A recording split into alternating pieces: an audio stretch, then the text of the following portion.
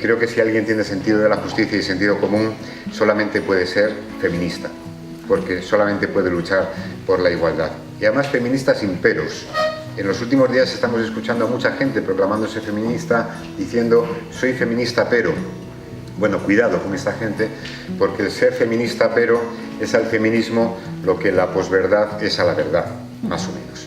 Hoy vengo a reivindicar aquí la palabra inclusiva y la palabra eficaz, pero antes de reivindicar esa palabra hay que reivindicar la palabra. Y me gusta hacerlo porque manejamos una herramienta prodigiosa que nos permite comunicarnos, transmitir ideas, pensamientos, sentimientos, que ha tardado mucho en construirse. Nosotros manejamos un idioma que es viejo, tiene ya más de 1000 años, pero sin embargo, si consideramos toda la historia de la humanidad, desde que un ser remotamente parecido a nosotros se bajó del árbol y en vez de caminar sobre 4 patas se irguió y comenzó a caminar solamente sobre sus 2 piernas, hasta el momento actual, esos 6 millones de años que han pasado, si esos 6 millones de años los concentrásemos en un año hipotético, resulta que nuestro idioma, el idioma castellano, el español, es un idioma que nació el 31 de diciembre a las 10:30 de la noche, de ese año hipotético de la historia de la humanidad.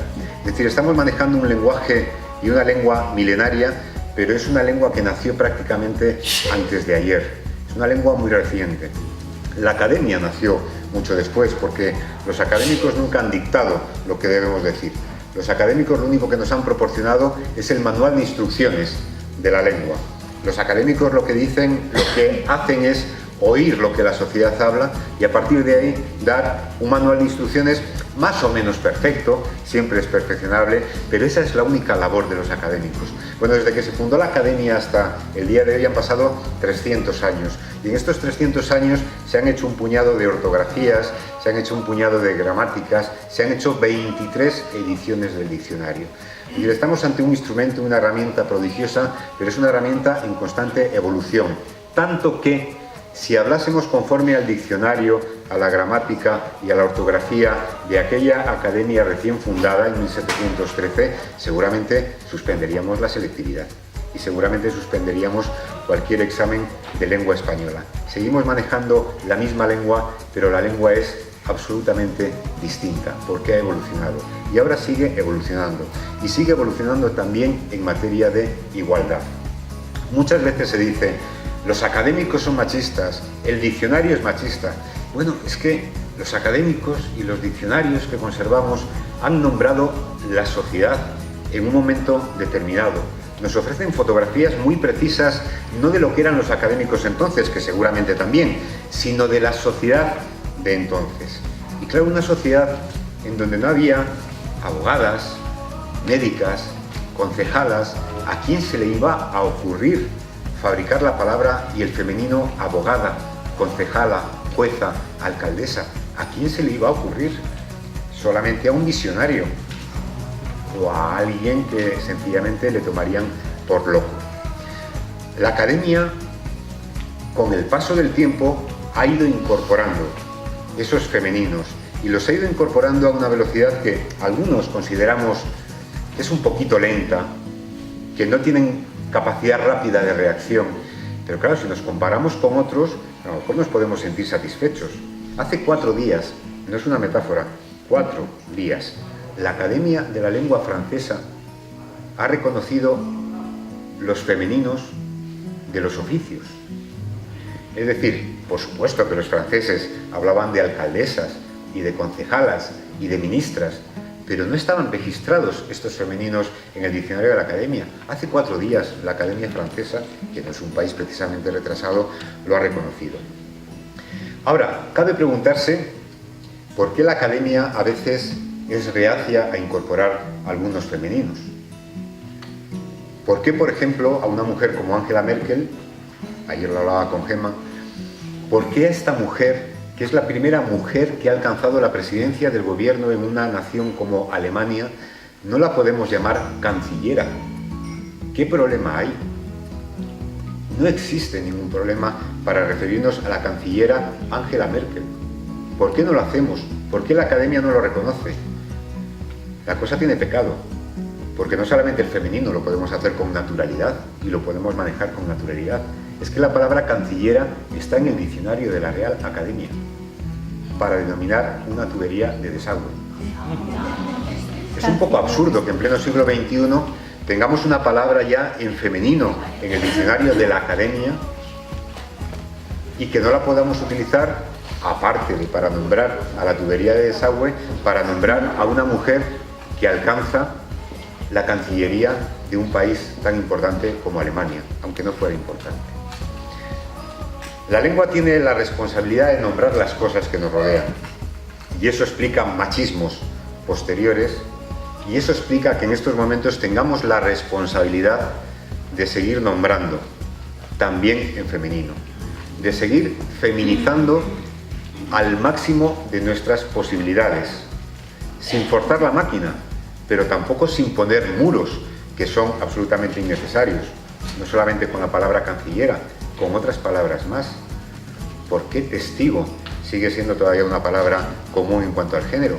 ¿Por qué no podemos decir testiga, como dijo Churran Preave en una película de Almodóvar y todos lo recordamos con una cierta sonrisa? ¿Por qué no? ¿Por qué podemos decir amiga y no podemos decir testiga? ¿Por qué no podemos decir miembra? Las chanzas que se hicieron con Viviana Ido cuando pronunció la palabra miembra, pero ¿por qué no? Si es un masculino que termina en O y el castellano forma femeninos cambiando el O por la A, ¿qué problema hay? Es una palabra que ha evolucionado además, es una palabra que antes era solo masculina, es decir, la primera ministra que tuvimos después del 78, Soledad Becerril, era Soledad Becerril el miembro del gobierno de España. Ahora ya decimos que las ministras son las miembros del gobierno de España. La palabra está evolucionando. ¿Por qué no estos jóvenes o los niños y niñas que hoy están naciendo en España van a utilizar este femenino con naturalidad en un futuro? Hay otros femeninos, por ejemplo, que a lo mejor son más innecesarios, pero a lo mejor nos pueden parecer innecesarios ahora y a lo mejor dentro de 20 años, ¿no? La palabra portavoza, que ha utilizado Inés Arrimadas hace unos cuantos días para decir que a ella lo del lenguaje inclusivo, bueno, pues tampoco le afecta mucho. Bueno, pues seguramente portavoza es otro modelo de palabra que a lo mejor no necesita ser feminizada porque el femenino está en el prefijo, en el porta, es decir, el que lleva la voz o la que lleva la voz, pero voz es una palabra femenina.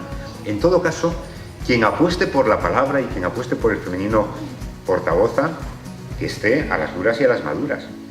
Irene Montero, por ejemplo, que la utiliza, la palabra portavoza, sin embargo, en su perfil de Twitter se presenta como portavoz de Unidos Podemos. Entonces, si hacemos una apuesta, hagámosla hasta el final y después la comunidad hablante, que es la comunidad soberana, decidirá. De hecho, en estos momentos va decidiendo. Y hemos aceptado femeninos con absoluta normalidad como concejala y sin embargo yo percibo, al menos desde mi observatorio como periodista, que la palabra fiscala, incluso entre las mujeres de la fiscalía, cuesta más manejar. Ellas mismas, no todas se refieren a sí mismas como fiscalas. O la palabra jueza, por ejemplo, pues pasa un poco lo mismo. No es una palabra que se haya extendido tanto como la palabra concejala. Seguramente solamente cuestión de tiempo. A lo mejor en estos momentos utilizar fiscala o jueza todavía no resulta tan extraño como en los años 70 utilizar la palabra concejala, a la que nos hemos acostumbrado. Es lo mismo, hay que dejar pasar el tiempo. Ya veremos a ver qué pasa con esas palabras, porque al final la comunidad hablante será la que decida. No hay herramienta más democrática que la lengua. La lengua la estamos construyendo todos y todas en cada minuto y en todos los ámbitos, no solamente en el ámbito público, sino también en el ámbito privado. Y a partir de ahí, las palabras se llegan a extender o no se llegan a extender. Yo creo que tenemos la responsabilidad de seguir trabajando en esta materia. Tenemos la responsabilidad de conseguir un lenguaje todavía más inclusivo. Por cierto, una inclusión que los primeros en demandarla fueron los hombres. Parece mentira, ¿no? Porque parece que las mujeres son las que dijeron no nos sentimos integradas y queremos un lenguaje inclusivo. No. Es decir, en oficios como el de las parteras, por ejemplo, o las comadres. Pues cuando el rey Felipe V trajo a un comadrón para atender a su mujer, a la reina, un comadrón francés, pues no se debió sentir muy cómodo con la palabra partera o comadre, y de repente se fabricó un masculino absolutamente inverosímil como es comadrón. Y a partir de ahí, además es curiosa la definición del diccionario porque dice, es un oficio nuevo que llega a España. Bueno, será lo nuevo que un hombre se dedicase a ese oficio, pero vamos, el oficio es tan antiguo como Atapuerca, así lo definía el diccionario. Y hay modistos que utilizan la palabra y hay periodistas que utilizan la palabra modisto con absoluta naturalidad. Hay muchas veces que me dicen, bueno, tú eres periodista, no eres periodista. Digo, bueno, pues sí, soy periodista, no tengo ninguna necesidad de ser periodista, pero ¿qué hubiera pasado si el oficio de periodismo hubiera sido ejercido por mujeres y hubiéramos llegado después los hombres a ejercerlo?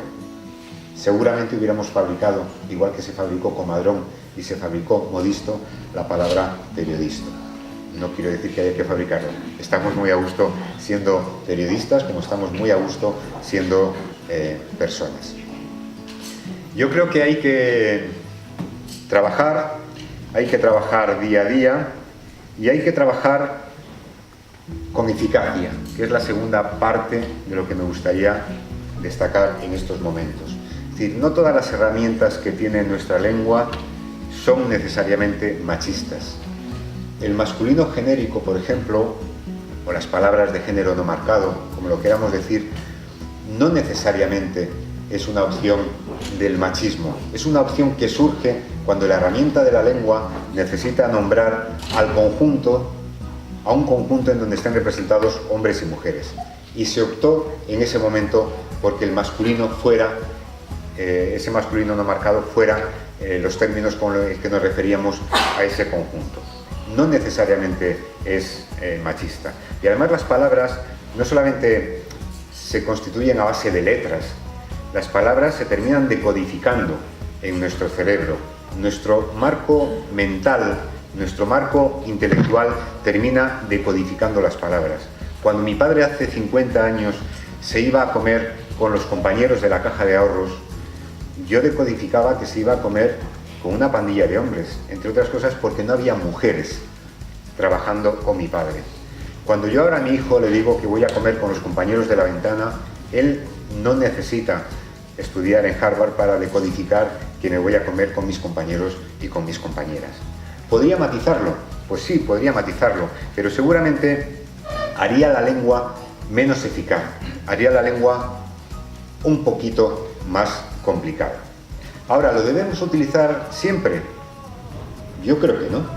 Yo creo que lo que debemos procurar es, en cada una de las decisiones en materia de lengua que adoptamos, y las estamos adoptando constantemente, ver si nuestra lengua, que como tú decías, Araceli, es una lengua muy rica y tiene muchas herramientas, nos proporciona otra herramienta alternativa que procure incluir sin tener que nombrar necesariamente en masculino, aunque ese masculino sea un género no marcado. Yo creo que esto es lo que nosotros debemos intentar, por supuesto, quienes manejamos la palabra como oficio, los políticos, los periodistas, los profesores, debemos hacerlo constantemente, pero cada uno de nosotros en nuestro ámbito privado también debemos hacerlo constantemente. ¿Existe una alternativa a lo que hasta ahora nos ha proporcionado la lengua como herramienta? Si existe, me parece estupendo, y creo que nuestro compromiso es intentar adoptarlo, para intentar extenderlo y para que con el paso del tiempo se convierta en norma. Desde luego, si hay algo que no funciona en la lengua, es imponer las cosas desde arriba. Esto no funciona, no funciona. La lengua la imponemos nosotros desde abajo. Y con el manejo de la lengua conseguimos día a día y seguiremos consiguiendo un lenguaje cada vez más inclusivo, un lenguaje desde luego que evite el sexismo. Ya no el sexismo burdo del que hablaba la alcaldesa. Yo no tengo mucha confianza en convencer a estos hombres que todavía siguen utilizando estos calificativos para referirse a las mujeres que cambien.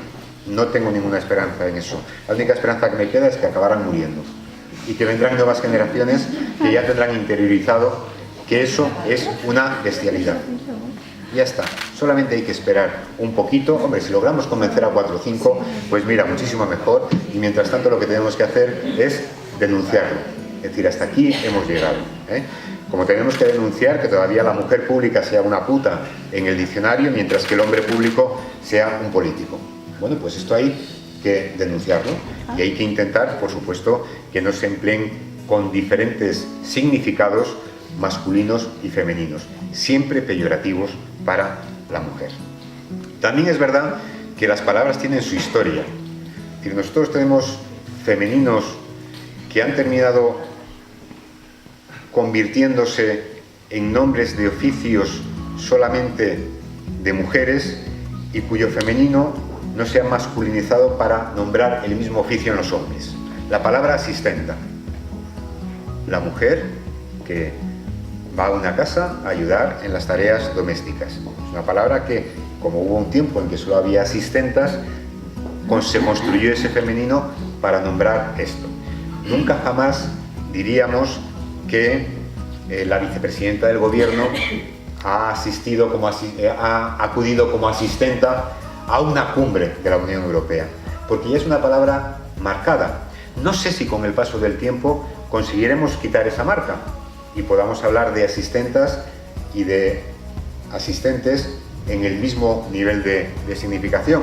Pero bueno, son palabras que ya nos vienen con una carga que quizás sea imposible corregir. Pero sin embargo hay otras muchas palabras que no ha habido ningún problema para que esa feminización se produzca. No voy a extenderme en las herramientas que ahora desde las organizaciones feministas, desde los organismos públicos, se nos proporcionan para hacer cada vez un lenguaje más inclusivo. Sí que me gustaría decir que antes de ponernos al lenguaje inclusivo, lo que tenemos que tener es una mirada inclusiva sobre la sociedad. Es decir, yo creo que la mejor manera de visibilizar es sencillamente que hablemos con naturalidad de las mujeres y que les demos a las mujeres que han adquirido una determinada proyección el papel que tienen al mismo nivel que el que tienen los hombres. Esta es la primera tarea que nosotros tenemos que hacer. Si nosotros cuando en la radio hacemos una tertulia y escogemos a 3 hombres y a una mujer, no estamos visibilizando con justicia.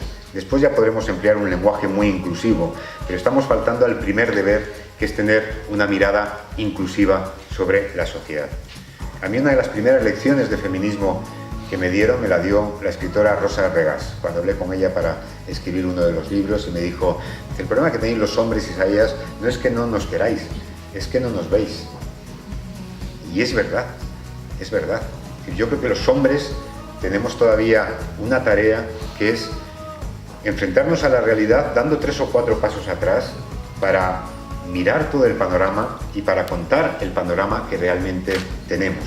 Que es un panorama que desde luego está caminando hacia la inclusión a veces más rápido de lo que camina el lenguaje que nombra ese panorama hacia la inclusión. En cuanto a las estrategias concretas, históricamente se han seguido estrategias diversas.